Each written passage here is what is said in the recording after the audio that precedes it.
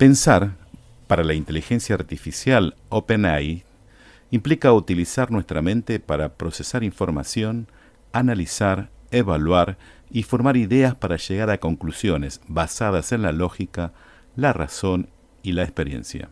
Pensar inicia con una pregunta, expresa Walter Cohen, porque la pregunta nos permite comenzar un ejercicio de pensamiento que nos puede llevar a la transformación de la realidad.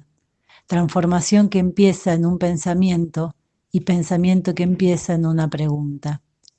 Pensamos donde nuestros pies pisan, nos enseña y demuestra todos los días la educación popular. En cambio, 29, entre otras cosas, es un número primo y son los años que tarda Saturno en orbitar el Sol. Es el día que se inició el Cordobazo, muestra icónica de organización popular, de lucha colectiva, obrera y estudiantil de nuestra historia reciente. Pensándonos en el 29, es todo esto, un mundo de conocimientos que quieren dialogar con el territorio en donde enseñamos y aprendemos.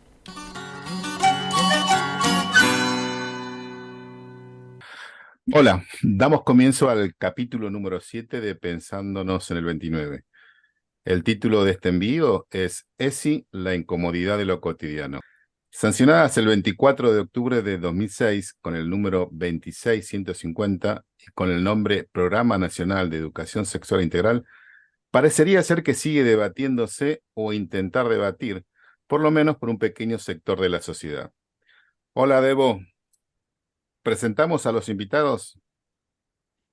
Bienvenidos, buenos días, buenas tardes o buenas noches para cuando nos estén escuchando, como decimos en cada capítulo. Y mientras te escuchaba, Juan, se me aparecían algunas cosas que los vamos a dejar para conversar con las chicas que nos acompañan hoy, que tenemos el agrado de encontrarnos con Paula Pérez Britos, que es maestra lesbiana y activista de la disidencia sexual, y yo le agrego a su presentación que es egresada de nuestro instituto. Muy bien, yo tengo a Jonathan Sánchez, es profesor de matemática, especialista en educación sexual integral, es integrante del CIPE de nuestro instituto y es profesor en el taller de ESI de las carreras de biología y física también en nuestro instituto. Como hacemos en cada episodio, en cada capítulo, antes de empezar la conversación con Pablo y con Jonathan, en este caso, vamos a escuchar como disparador un fragmento de una exposición de Liliana Maltz en un congreso de educación de Almirante Brown en el 2019. Y ese fragmento que seleccionamos dice así. Pero las familias, mirá cómo se atacan cuando vienen con una pregunta, ¿no? Como si nosotras no tuviéramos nuestras tensiones al interior de nuestras familias, al interior de las cuestiones de la crianza con nuestros propios hijos. Entonces me parece que está bueno pensar la ESI con toda esta incomodidad que nos genera y hacernos la cargo y sostenerla y no cerrarla, ¿no? La incomodidad del lenguaje, pero muchas incomodidades a la que la ESI nos invita. Nos invita, por ejemplo, donde había una certeza, se abre una pregunta, cantábamos muy contentas una canción que nos empieza a hacer ruido, distribuíamos nuestras tareas en nuestras casas respecto de la crianza y empezamos a pensar si está bueno o no está bueno, empezamos a repensar cómo denominamos a nuestras hijas o a nuestros hijos o a nuestros hijos todo el tiempo, no solamente en el marco de lo escolar, ¿no? Yo creo que la ESI nos atraviesa no solo como docentes, sino como mujeres, hombres, madres, hijas, hermanas, parejas, amigas. No es una cuestión solamente de cómo incluyo los 5 ejes de la ESI en la planificación, sino que nos abre preguntas que nos atraviesan la panza, digo yo, ¿no? No nos atraviesan solamente el contenido, si va o no va y cómo pongo el objetivo, sino que nos generan angustias, nos generan alegría, nos generan tristeza y digo bienvenida a esta incomodidad y bienvenida estas preguntas y bienvenida esta revisión. Escuchar a Liliana me parece que nos permite esa incomodidad de la que habla, incomodidad necesaria, ¿no? Para, como dice ella, preguntarnos y revisarnos. Y en este sentido, ahí se abren un montón de preguntas en torno a pensar la ESI en la formación docente y también su implementación en el aula, porque recuperé, me parece una cosa que dice Liliana que es súper interesante, que la ESI no solo nos atraviesa como docentes, sino, como dice ella, que nos atraviesa la panza porque nos atraviesa como seres humanos, ¿no? Y en un libro que tiene ella dice que la educación sexual integral es un derecho, pero también es una obligación y también es una necesidad, por lo tanto es una apuesta y por lo tanto también es una oportunidad. Y esa concepción de la oportunidad me gustó también traerla a la incomodidad, porque nos vamos a dar la oportunidad de pensar la ESI en la formación docente, así que abierta la invitación a hablar en comunidad. Bueno, primero buenas tardes y gracias por la invitación. La verdad que es un espacio que está buenísimo poder llevarlo adelante, poder generar estas discusiones, más ahora que gracias a los cambios de diseños curriculares, ¿no? La educación sexual integral ha sido institucionalizada dentro de la formación docente. Si bien en otras instancias la hemos habitado con talleres o cada uno desde su currícula, hoy la tenemos institucionalizada, entonces me parece que también es importante decirlo. Con respecto a esto, también me parece que tenemos que reflexionar qué tipo de educación sexual queremos, qué tipo de educación sexual integral, mirá, me estaba olvidando ahí, pequeño detalle, queremos, ¿no?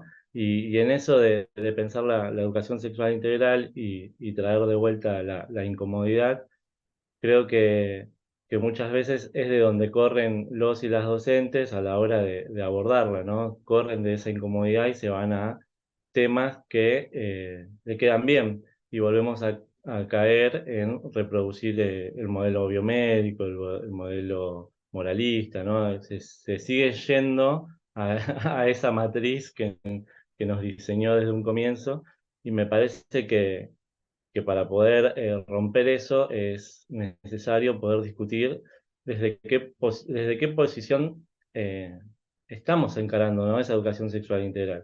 Y esa posición tiene que ser justamente una que nos lleva a la incomodidad y, por ejemplo, discutir la ESI desde una perspectiva que no sea heterosis normativa, ¿sí? Hay que poder discutir eh, ese eje que me parece que es el fundamental y es el que hoy en día está muy presente en la educación sexual integral que se da en las escuelas, se da desde una perspectiva muy heteronormativa. Bueno, con eso. Bueno, ¿cómo están? Acuerdo con lo que comenta Jonathan al respecto de la perspectiva que existe en la educación sexual integral, porque sabemos que educación sexual hay siempre y la hubo siempre. eh, por eso tenemos ahí como una pionera a Graciela Morgade cuando habla en su libro de que toda educación es sexual y pensar, bueno, a ver qué tipo de educación sexual es la que en principio necesitamos cuando éramos niñes, porque si hay algo que me parece importante para poder pensar la perspectiva que cada quien tenga es pensar que todas las personas fuimos niñes y tuvimos distintas necesidades. Entonces, ponerse siempre del lado del niño, del adolescente, de la persona adulta, en el caso de la formación docente, es importante, ¿no? Siempre ponerse en el lugar de la otra persona. Y quería agregar a esta conversación algo que me parecía importante desde el video de Liliana, que ella habla sobre cómo nos atraviesa, que es la primera puerta de entrada de la ESI, ¿no? La reflexión sobre uno mismo, cómo me atraviesa como madre, como tía.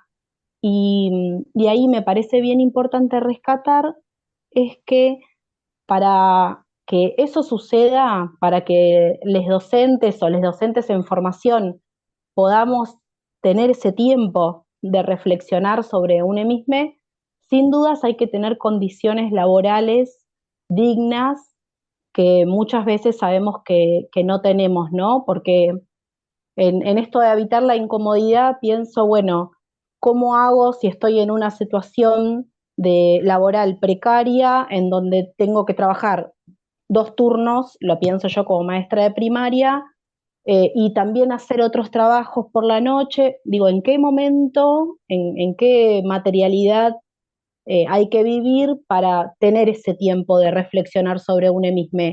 Porque también sucede que en esto de que queremos que haya ESI para que haya distintas formas de manifestarnos, existencias sexuales infinitas, como nos gusta decir con el Frente Docente Disidente, que es una organización política de docentes en la que también formo parte, eh, poder decir, bueno, a ver, para que suceda todo esto tengo que tener ciertas condiciones de vivienda, ciertas cuestiones muy básicas que sabemos que muchas veces no tenemos.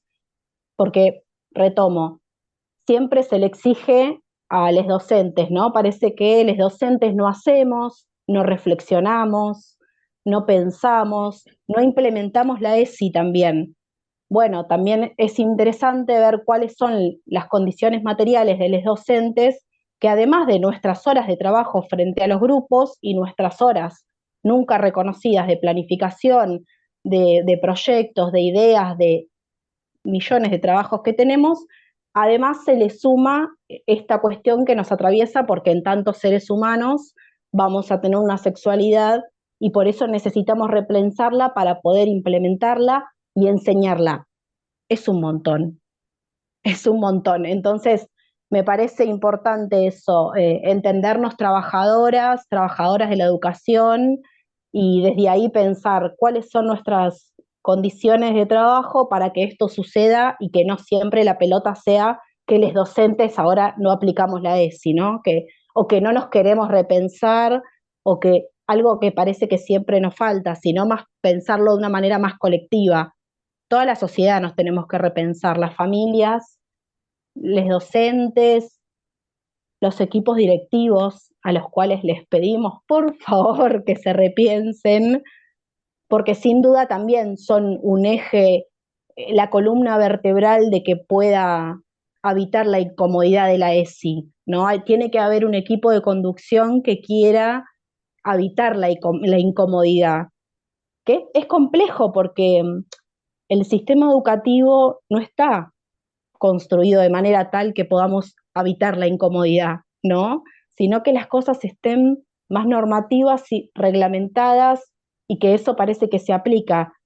Entonces es como todo un panorama tan amplio, la implementación de la ESI y pensarla como una oportunidad, que yo la pienso como una oportunidad de cambiar toda la escuela, de cambiarnos nosotros, de cambiar eso, una oportunidad.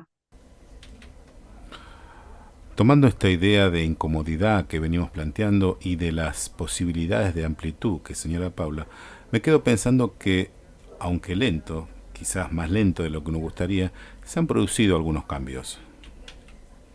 Y aparte el tema que esté Jonathan en el instituto, tiene que ver con un salto cualitativo de pensarla transversal, pero no tan solo transversal, sino que haya una materia que trabaje previamente. Parecería ser que esta idea era que tuviera que ser transversal, era como, bueno, somos todos responsables, o somos todos, pero ninguno irresponsable. Entonces, a veces sucedía que sí, cada docente podía aportar a una amiguita a la idea de la ESI, pero faltaba una cantidad de conocimientos que de alguna manera permitió esta incorporación en algunos profesorados de la materia o el taller ESI. Me imagino que podemos llegar a coincidir con Paula de que quizás en su formación faltó ese contenido grueso, importante de crear la ESI para poder trabajarla después en la escuela. Y lo segundo, que quiero sumar también al rescatar, el tema de lo heteronormativo, ¿no? Indudablemente, si uno va a la ley, todavía figura una marca muy fuerte desde que las disidencias quedan separadas de esta posibilidad de abordar la ESI. Eso quería sumar a la... Sí, te dejo, Johnny. Bárbaro, perdón que te pisé. No, no, no. No, esto que decía Paula me parece que es súper relevante y que tenemos que poder discutirlo.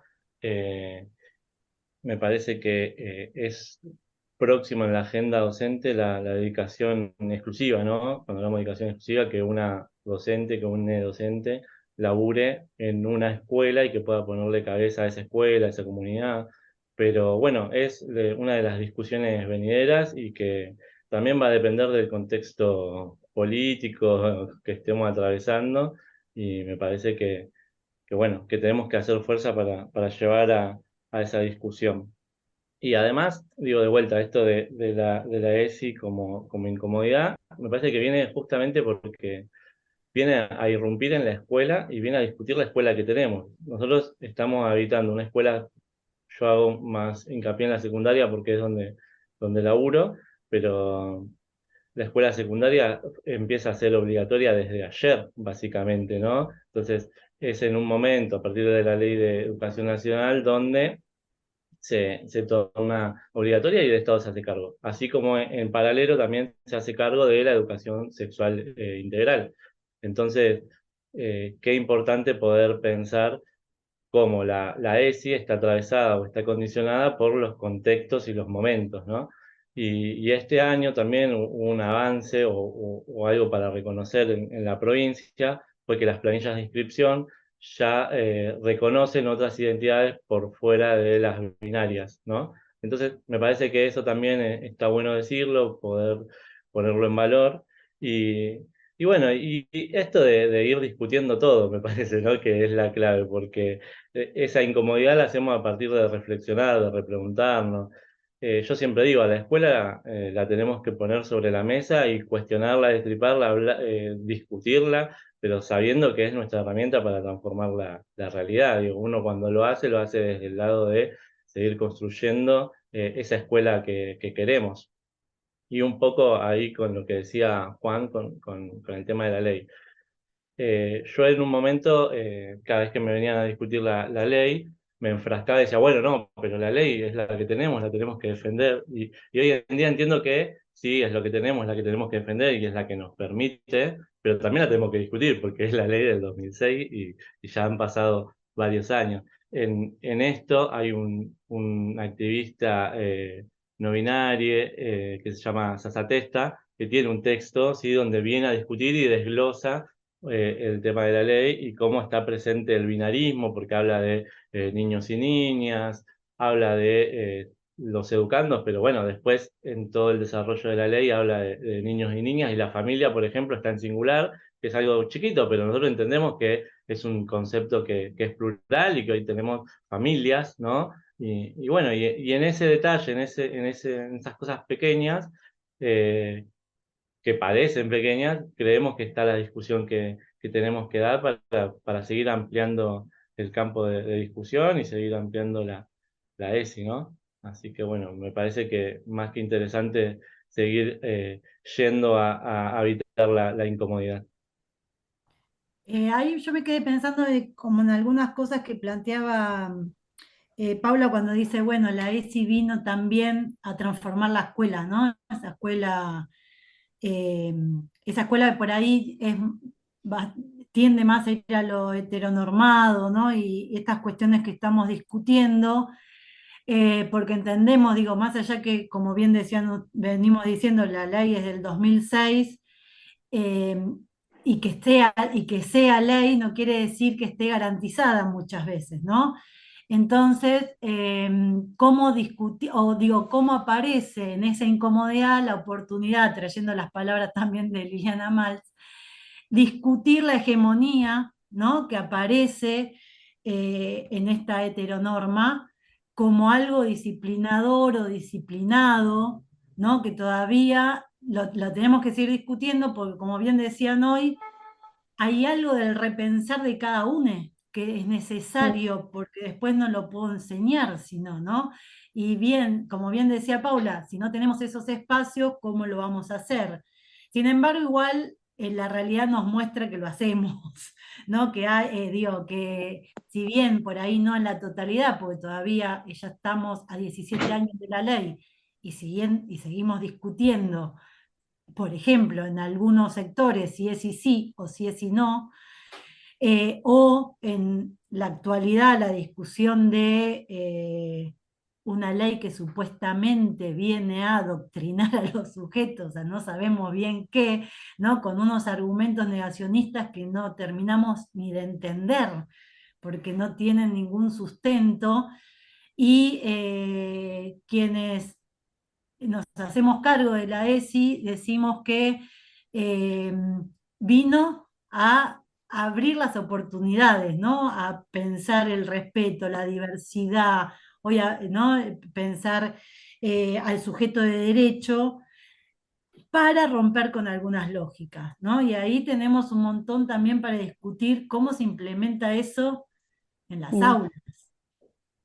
Sabes que pensaba, Debo, en esto de cómo desarmar las estructuras hegemónicas, cómo poder hacer que dentro de un mundo que se maneja dentro del sistema capitalista, cómo hacer para que esas jerarquías no sean, ¿no? Tan distantes una con la otra, y pensando que este podcast lo puede escuchar muchos docentes en formación. Pienso que una manera de hacerlo es que los docentes, principalmente los docentes que somos parte de la disidencia sexual, pero todos en general, pienso que una forma de hacerlo es escribir sus propias reflexiones, prácticas, sabernos, les docentes, que la forma de construir conocimiento es de esa forma colectiva y de siempre poder decir, esto que me hacían escribir en la práctica, todo lo que veía, parece que es, ¿cuándo lo voy a usar? ¿Qué voy a hacer? Bueno, me puedo convertir en una investigadora de la educación y pensarnos de esa manera, posicionarnos de esa manera como trabajadoras, como investigadores, como personas que podemos aportar algo. Bueno, podemos escribir nuestras propias incomodidades, ¿no? Pienso, si todos escribiésemos en nuestra trayectoria como docentes todas las incomodidades que habitamos, todas las situaciones.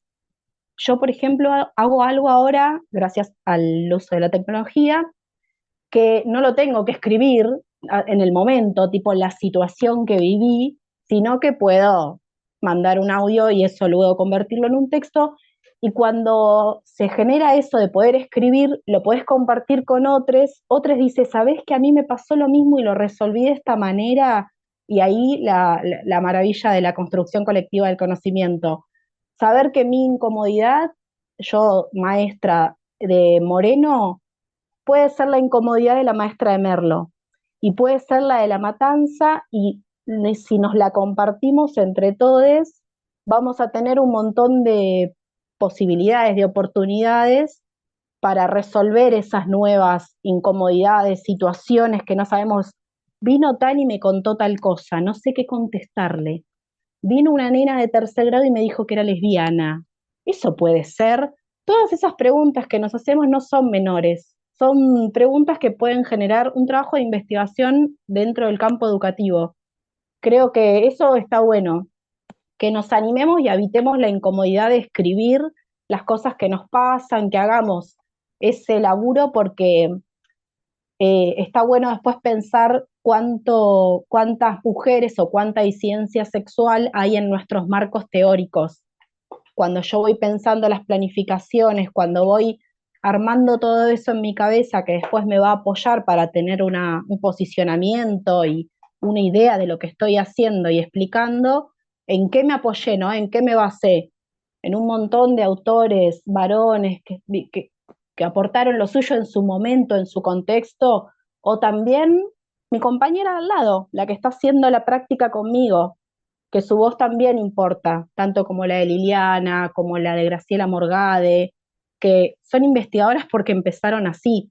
Eso me parece que es una herramienta que está buenísima para poder evitar la incomodidad de la escritura, para que después eso sea un material para otros y para uno mismo también. Sí, también digo, pensándolo en términos de que uno de los ejes de la ESI es pensar la perspectiva de género, ¿no? Entonces, ¿cuánto de eso que nos habita y que necesitamos transmitir se posiciona desde esa perspectiva para convertirse realmente en una práctica educativa con perspectiva de género, ¿no? Ahí la ESI nos viene como también a plantear o a interpelar desde estos lugares, me parece. Johnny, Porque me preguntaba, hoy estamos pegados con la palabra incomodidad por el texto y me parece maravilloso. Digo, ¿cuáles son las incomodidades que te encontrás con estos futuros docentes en primer año, recién salidos de la secundaria, y que vos los abordás ahora en el instituto? Eh, Algo que me está pasando, que me pasó en primer año ahora del instituto y que me está pasando en la secundaria también, es que hay una discusión que se viene dando o hay una avanzada en algunas cuestiones, digo, a partir de la lucha por la interrupción voluntaria del embarazo, ni una menos, digo, se puso de manifiesto un montón de discusión sobre la mesa. Entonces, hay algunas cosas que ya no son como antes y sabemos que no son como antes, y muchos pibes y muchas pibas piensan que ya estamos, digamos, como, no, pero eso era antes, ¿no? Como que el machismo o algunas actitudes, eso era de antes. No, pero profe, ahora yo lavo los platos. No, pero ahora yo hago algunas cuestiones. Entonces, eso, piensan que hay un montón de camino andado y cuando empezás a raspar un poco, a rascar y qué sé yo, empezamos a encontrar los micromachismos, empezamos a encontrar otras cuestiones, otras discusiones, y ni hablar si nos metemos en discutir desde eh, una perspectiva más diversa, digamos, donde empezamos a discutir la heteronorma, donde empezamos a discutir la monogamia, donde empezamos a discutir la familia. Ahí, listo, zafarrancho, porque empiezan a sentirse súper incómodos. El otro día llevé un videíto sobre Foucault y estuvimos ahí y justamente hablaba de la monogamia y qué sé yo. Y claro, discutimos el tema de lavar los platos, pero cuando discutimos un cachito de la monogamia como institución, se espantaron, ¿no? Entonces, me parece que está bueno poder ver que hay un montón de discusiones que se fueron dando, pero que todavía falta y llevarlos a esos lugares incómodos como estas instituciones que tenemos súper arraigadas y que son parte de nuestra matriz, digo, la familia. Hay algunos estudiantes que todavía siguen aferrados a la concepción de familia tradicional, ¿no? Entonces, nada, me parece que está bueno poder interpelarlos y interpelarles desde ese lado, discutirles esas instituciones que tienen tan agarradas. sí, ahí me parece que hay una representación muy fuerte, ¿no? Porque muchas veces decimos, tenemos esa representación de la familia nuclear, monogámica, ¿no? Que vive bajo el mismo techo. Y cuando digo, cuando empezamos a preguntarnos, che, ¿cómo son nuestras familias? Eso se nos va al diablo, pero sin embargo intentamos hacer lo posible para que eso suceda. A mí me parece ahí que seguramente no vamos a tener tiempo de que esto suceda. Vamos a tener que hacer como siempre, Juan, la parte 2 de la ESI, porque solo pudimos abrir una puertita o asomarnos a una ventana. Me parece que tenemos un montón para decir, pero, y me fui de tema, lo que digo es que ¿Puedo una más? ¿eh? ¿Puedo una más? Sí, Una- tenemos 3 minutos. no, una más, a Paula.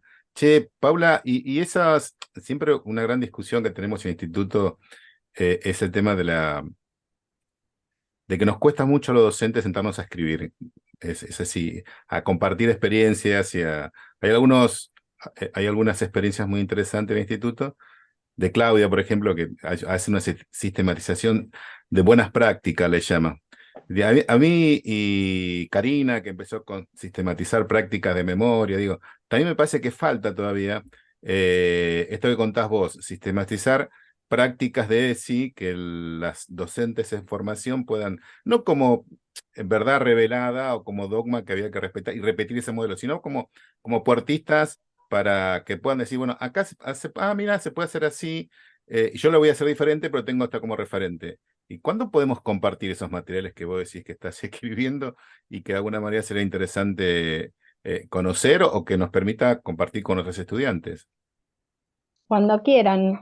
Eso puntualmente lo empecé a escribir con una compañera que está en Mendoza, que nos conocimos porque las dos formábamos parte de la campaña por el derecho al aborto, y empezamos a pensar también el tema de la federalidad, ¿no? Cómo también salirnos de que vivimos en Buenos Aires, si bien somos del conurbano, vivimos en la provincia de Buenos Aires, eh, y qué pasa en las otras provincias con el tema de la implementación de la ESI, ¿no? Como que si acá es difícil, te la regalo en Tucumán, digamos, ¿qué debe pasar en Salta?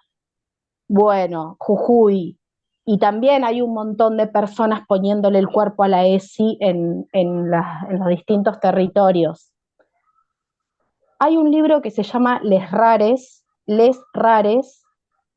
que es bien interesante porque son todas narrativas de personas que habitan la comunidad de la disidencia sexual y cuentan sus peores historias, ¿no? Si la disidencia sexual tenemos algo, son historias terribles.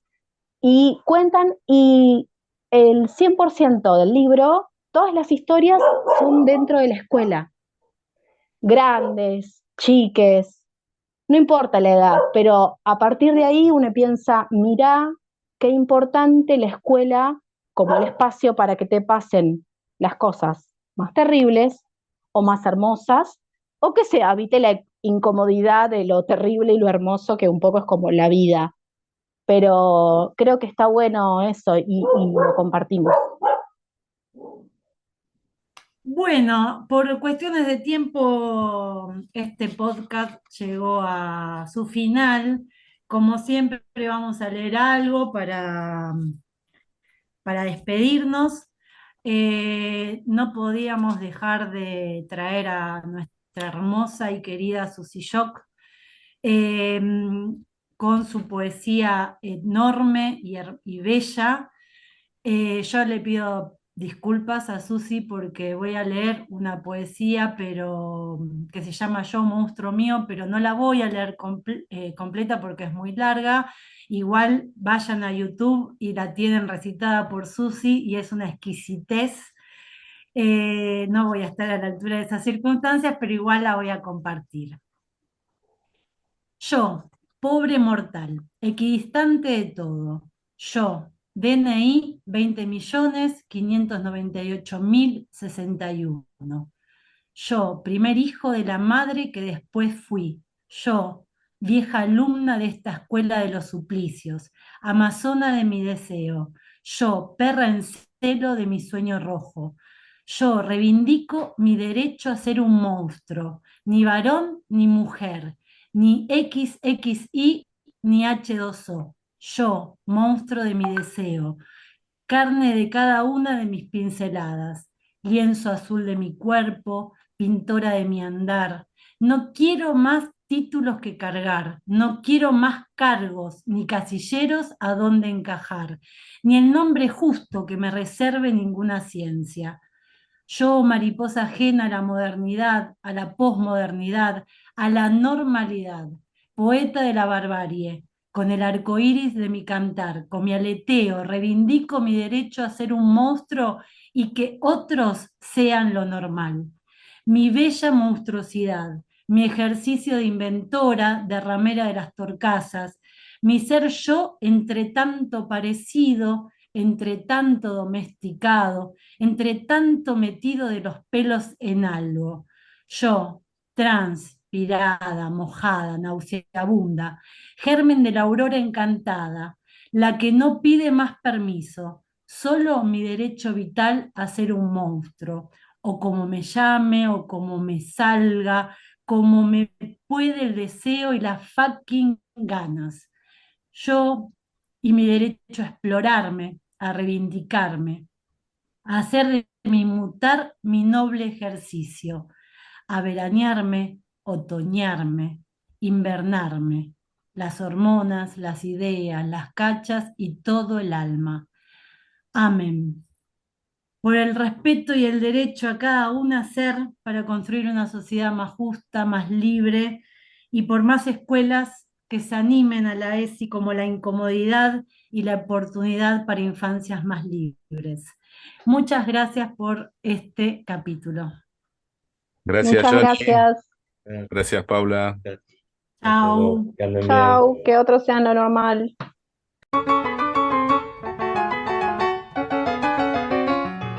Soñamos y hacemos este podcast Débora Espinosa y quien les habla, Juan Isela.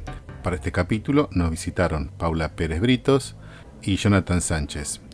El testimonio pertenece a Liliana Maltz y fue tomado del Congreso de Educación de Almirante Brown, que se desarrolló durante el 2019. Cerramos este podcast con unos segundos de Milonga Queers de Susie Shock. Me pegaste una etiqueta antes de saber quién soy. Me pegaste una etiqueta antes de saber quién soy. Cuando me pusiste nombre, me condenaste a ser vos. Nunca podrás atraparme